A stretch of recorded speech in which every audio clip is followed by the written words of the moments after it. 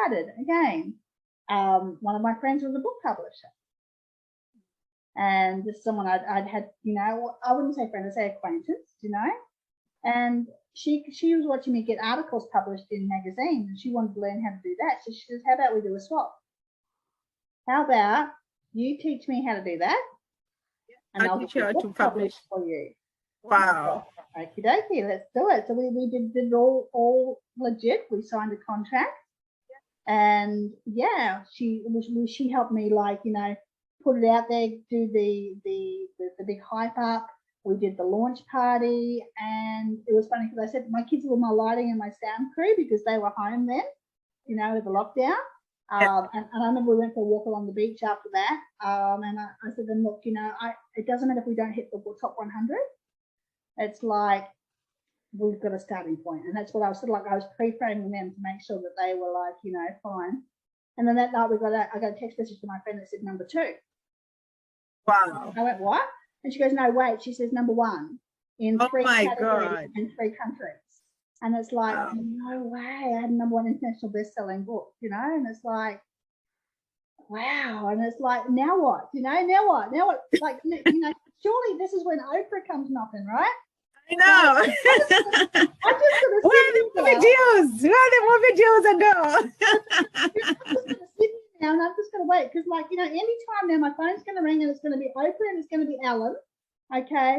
And it's a bit of a problem. We're going to have to do it online because obviously COVID, but I'm going to be on Ellen. You know, that's what's going to happen, right?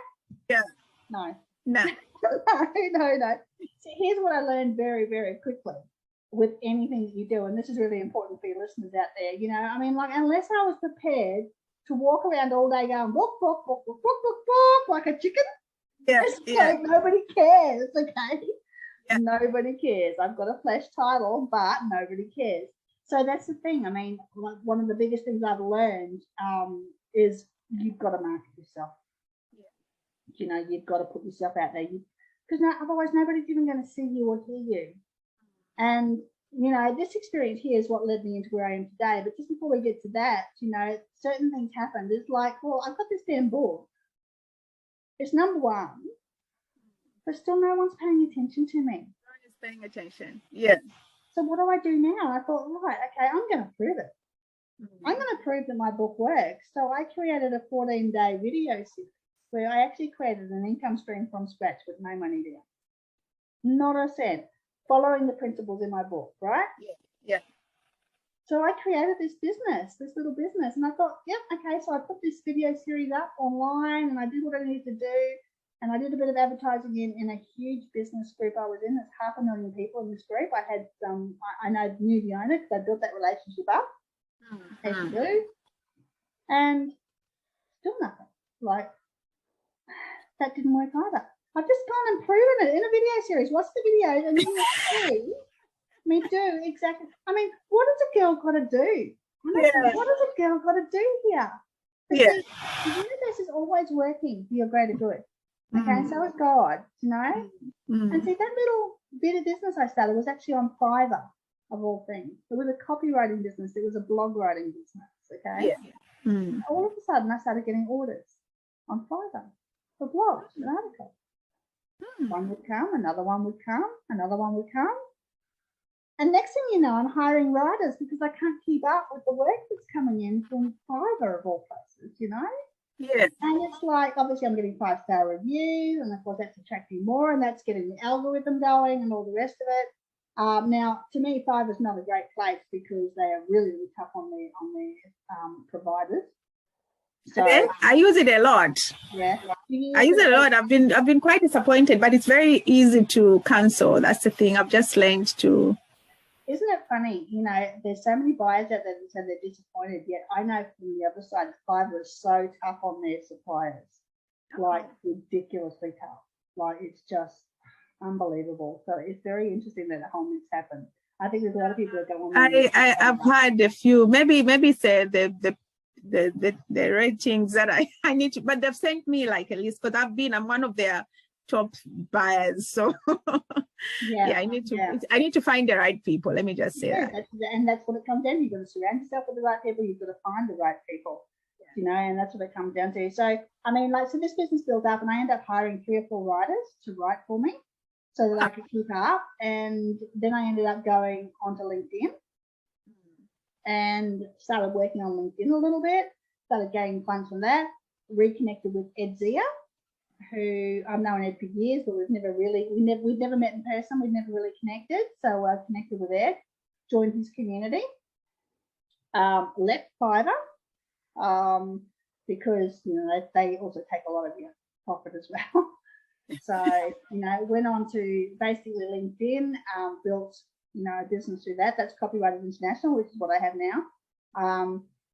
I'm down on staff a little bit at the moment due to some changes and some tweaks I've made. But at one point there, I was feeding 25 families around the world with the business. I brought it down a little bit. I brought in a little bit of AI, which is really good now for my business. So I don't need quite as many people, but, you know, I'm still supporting at least 10 families around the world currently, feeding them.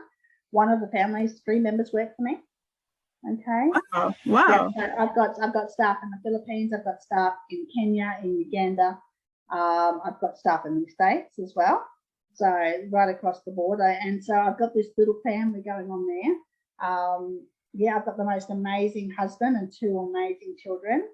And my husband's also now gone out on his own doing mechanics as well. So he's absolutely, you know, he's smashing it with his mechanics business. And now I've just gone into business with my girlfriend, Julie, who I was telling you about earlier, who has stuck by me through thick and thin. Is it Julie on LinkedIn as well, the one who's a publisher? No, not the publisher. No, this is like she's into mindset and like she's an NLP trainer. Jules Virtue. Julie Thompson, yes. 5 years. I mean, she's been through the whole journey with me. Like, she knew the person that crushed me. She's like, you know, so those are the kind of people you want to be associated with, because they stick around no matter what. Yeah. And, you know, I mean, I know you wanted to skip about 45 minutes, so I know we're getting towards the end, but, you know, I mean, I'm back on my feet. We are building our first house. We are debt free. You know, we're not multimillionaires yet, but we've certainly recovered from where we were. We're well on our way. We would be considered wealthy at this stage. We're not, you know, abundantly rich yet, but we're back on our way up. Okay. Yeah. The one thing I really wanted to leave with people here is, like, the first message is to not give up, just to keep pushing through. I mean, like, look what I've done. Look where I've been. I know. Just, look where you are. And no matter whatever you went through, you still stood up and, you know, never give up. Yeah. But I still want you to talk about more. I mean, it doesn't matter with time. Your business, especially the current business, because you do the content writing and other things, but your main business of review, how does that work? And how does that help people in business? Which one? The review one? Yeah. Okay. So the review one was more so I'm not doing that so much these days. I've stepped back away from that a little bit because my reasons behind doing the review business is because I help people get seen and heard. Okay, that's what I do. So with the copywriting and all of that. And so in my mind, in order to help people get seen and heard, I have to show I know how to be seen and heard. Okay. Now, if you do a Google search on me, like, you'll find 5 to 7 pages of results on my name. Okay. Now, some people might turn around and say, "Oh, that's because you've got a fancy name." And sure, that helps a little, but I've still had to put that work in. I've still had to write all those articles. I've still had to go on all of those podcasts. I've still had to, like, you know, but I've done the work. And this is the thing, you know, you've got to do the work to show up and be seen and heard. You've got to do the work, or you've got to hire someone like me who can do the work for you and who's an expert at doing that kind of work so that you can be seen and heard.